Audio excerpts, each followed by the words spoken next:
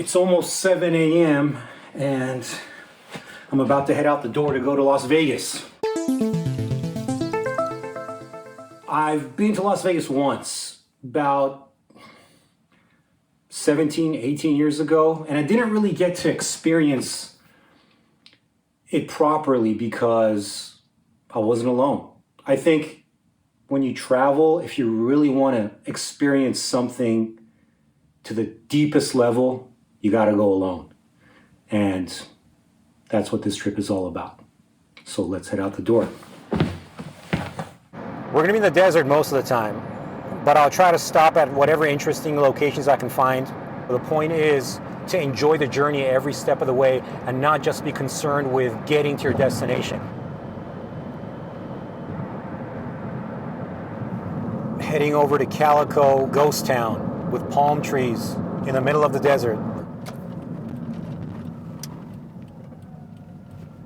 It says Calico right up there on the mountain. So I'm here at Calico Ghost Town, which is just off the freeway, the 15 highway, on the way to Las Vegas. This place is the real deal. Founded in 1881. I can only imagine living here 140 years ago. Silver Bowl. These ruins over here. It's a strange feeling walking on these wooden planks and steps that are so old. You feel the history. You feel a presence. It could be my imagination, or it could be the energy of a bygone era, the energy of people who used to live here. It's weird.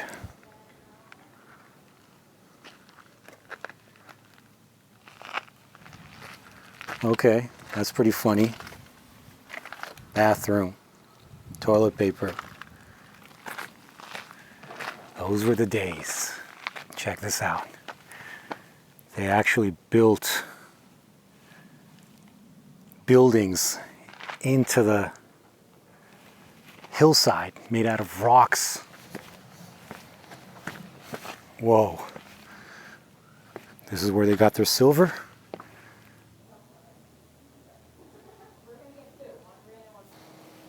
There's a creepy mine shaft over there. They actually have a train tour that goes into a mine shaft. The thing is, they've made it very touristy here. There's a lot of modern stuff, you know, these tours and vehicles and construction, mannequins. So it takes away from the feel of the historical authenticity, but it's still pretty damn cool. After all, they have to attract tourists in order to maintain the place, right?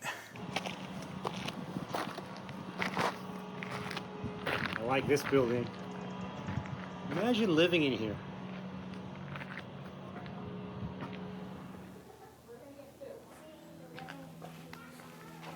This is the sheriff's office right here. According to this, the sheriff was the owner of the mine in Calico, which seems extremely convenient that you're law enforcement and the major business owner of this town. This is interesting. Chinese bathtub, back scrub, full scrub, 5 cents, 10 cents to get a nice bath. People forget, or maybe they don't know, that Chinese immigrants helped build the Wild West. The Old West, the railroads, the labor. And that's Calico Ghost Town, a bona fide ghost town right off the 15 highway. If you're on your way to Las Vegas from Southern California, it's definitely worth checking out.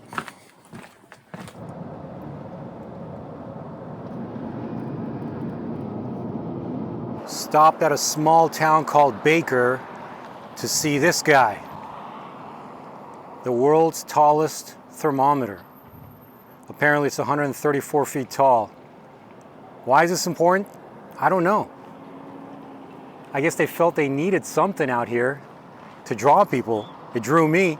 You can see it off the freeway. And the temperature's accurate. 68 degrees. Here's another thing I just discovered. The Royal Hawaiian Motel. It's a full-blown motel, but it's a ghost town of its own kind. Completely abandoned. I could shoot a film here. All the doors are open. You can actually go inside. I'm not going to do that because there could be homeless people, squatters. I shouldn't even be leaving my car alone for too long. You have no idea what could happen out here.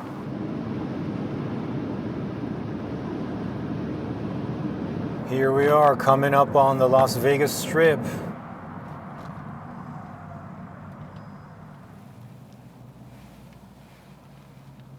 So the good news is the hotel check-in is not busy at all. The bad news is you have to pay an extra fee to check in early. What kind of nonsense is that? I got an email saying your room is ready. So the room is ready, but you can't check in until 4 p.m. If you want to check in before that, you have to pay extra. So I just put my stuff back in the car. I'm going to chill. So I'm just going to walk around, explore a bit. I have 2 hours. I'm not going to pay extra. Let's explore. I was going to do that anyway as soon as I got my room.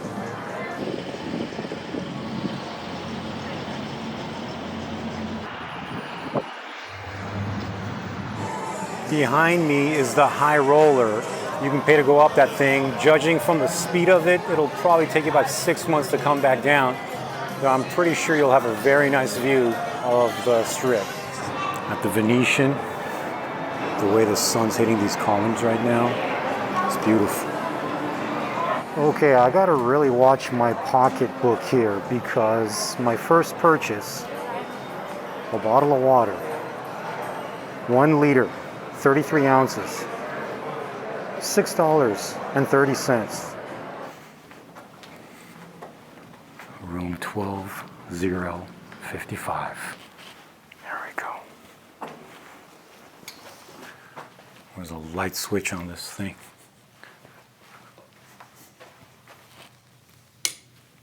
There we go.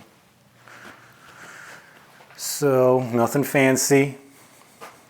Just a place to sleep. I'm going to be outside this room most of the time anyway. Let's see. Look at the view of that. Hey, okay, we get a view of the high roller. And the garage. Okay.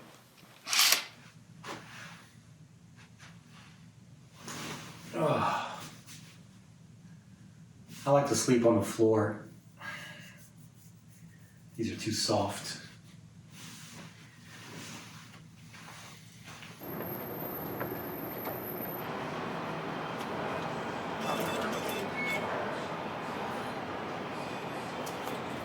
The one thing I look forward to is taking the monorail. They have a monorail that goes from hotel to hotel on the Strip. So you don't have to worry about traffic, you don't have to worry about parking fees. I don't expect to touch my car for the 4 days, 3.5 days that I'm here. I'm gonna go southbound. I'm gonna check out every hotel from the southern part of the Strip and work my way up over the next few days.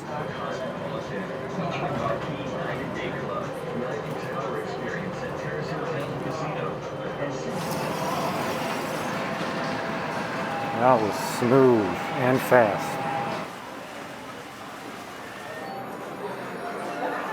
Don't you want to play with me? Come on. Don't you want to play with me? You might recognize this. That's the famous hotel.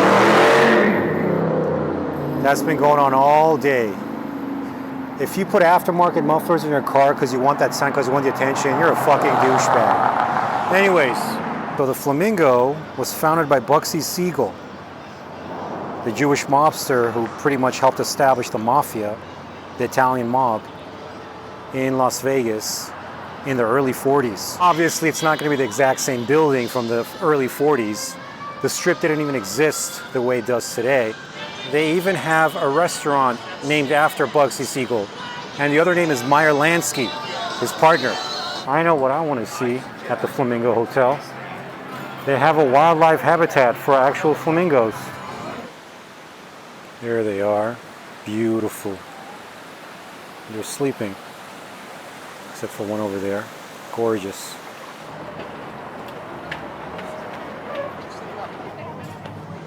It's the fire of the gods. We're about to enter ancient Rome. Ancient Rome by way of Las Vegas. This is a pretty damn cool lobby.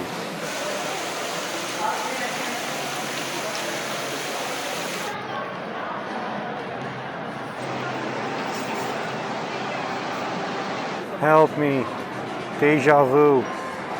Every hotel I go to, it's the same. It's the same. It's Groundhog Day. It's going to be Groundhog Day for the next few days. No. So we have the fake Eiffel Tower behind us at the Paris Hotel. And it's lit up like a big, giant, phallic object penetrating the sky.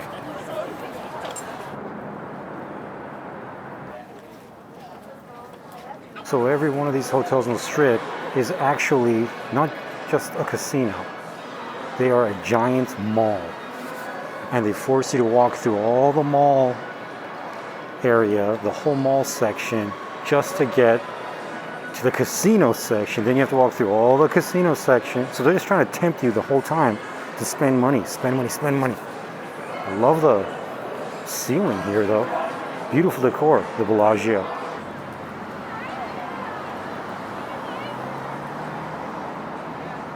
Every hotel you go to, stimuli overload, tons of lights, top 40 BS hip hop, alcohol around every corner.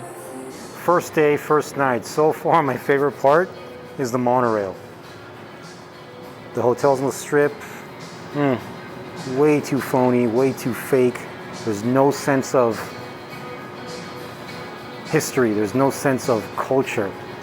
It's 8 in the morning, day 2. The streets are almost unrecognizable. The lights are different, the traffic's different.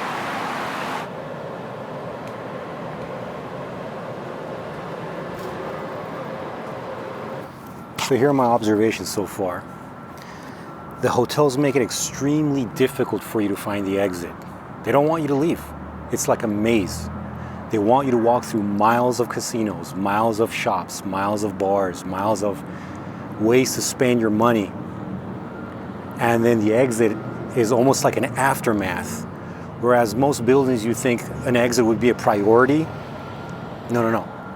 It's the exact opposite. They don't want you to leave. And they're playing music all the time. There's flashing lights all the time. Because psychologists have told them music makes people spend more money. Retail stores know this. Casinos know this. And here's another observation. Staying here, if you give a damn about the environment, you're overcome with this guilt. I can only imagine how much waste is produced every single day just by this 2-mile strip of casinos and resorts.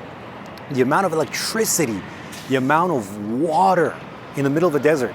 And the other thing is, there isn't a single recycling bin anywhere. Not a single recycling bin. First of all, I hate drinking out of plastic bottles, but there's no choice here. There are no water fountains here. So I get plastic bottles. Every action that humans take produces plastic. Drink, plastic. Eat, plastic. Take a shit, plastic.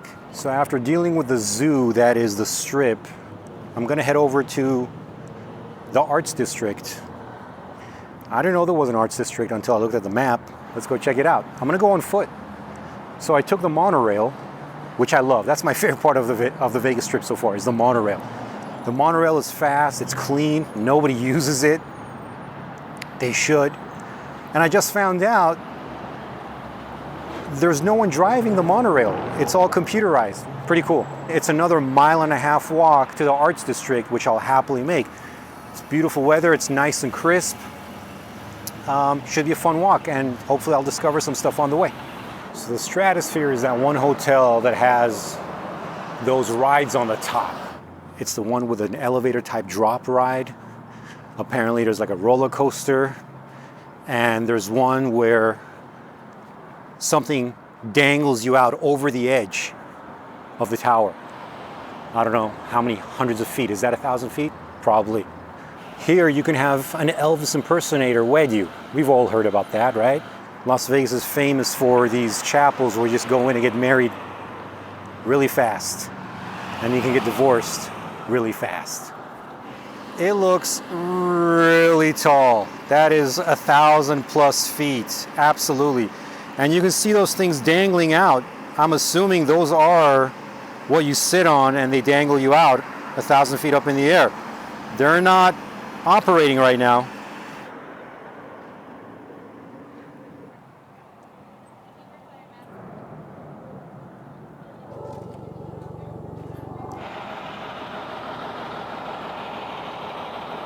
So I love the arts district in terms of what's on display. I'm a big fan of graffiti, good graffiti, not that vandalizing, tagging crap. Good graffiti that's artistic, usually done with permission or in a non-destructive manner. This place has a lot of them. Dead people's junk and cool crap. Love it. Another mile or so past the arts district, you'll get to downtown Las Vegas, Fremont Street. This is the original Las Vegas before corporations took over and created the Strip as we know it today. Of course, this fancy roof light show wasn't here when Las Vegas was founded, but this is the original geographical location. Monorail now arriving, southbound platform.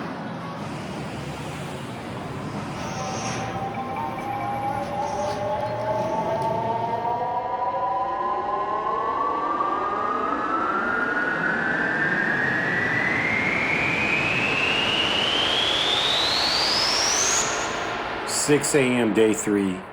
I'm packing up. I'm gonna check out a day early. If you've been here for 2 days, you've seen everything. You've seen everything Las Vegas has to offer. Because unfortunately, it doesn't offer much beyond what you see on the surface. So this sums up Las Vegas. If you enjoy big crowds, if you enjoy lots of noise and music blaring at you out of speakers every 10 to 20 feet, if you enjoy gambling and massive consumption of alcohol and food, then you'll probably enjoy Las Vegas. Because that's what it's mostly about. It's an environment specifically engineered to take your money. I'll tell you what I did enjoy. The shows. The shows obviously are amazing. They are the greatest shows on the planet because they draw the top talent, the best dancers and singers and comedians and magicians and acrobats. The shows are amazing. The eye candy's good. Everything's candy here because it's shallow. Candy for the eyes, candy for the ears, candy for your stomach. But Las Vegas is not the glamorous place that Hollywood has sold you. And now when I look back, my favorite movies about Las Vegas, they all end in tragedy. So I'm out of here.